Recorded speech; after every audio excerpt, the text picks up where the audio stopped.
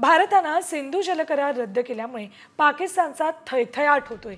बिलावल भुट्टो नंतर आता संरक्षण मंत्री ख्वाजा आसिफ बरळलाय। भारतानं सिंधू जलकरार रद्द केल्यास त्याचं उल्लंघन केल्यास पाकिस्तान हल्ला करेल अशी पोकळ धमकी ख्वाजा आसिफनं दिली।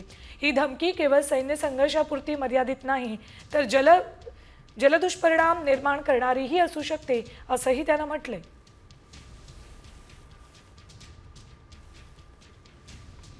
भारतानं सिंधू जलकरार रद्द केल्यामुळे पाकिस्तानचा थैथयाट होतोय। बिलावल भुट्टो नंतर आता संरक्षण मंत्री ख्वाजा आसिफ बरळलाय। भारतानं जर या कराराचं उल्लंघन केलं तर पाकिस्तान हल्ला करेल अशी धमकी ख्वाजा आसिफनं दिली। संरक्षण मंत्री ख्वाजा आसिफनं भारताला ही पोकळ धमकी दिली।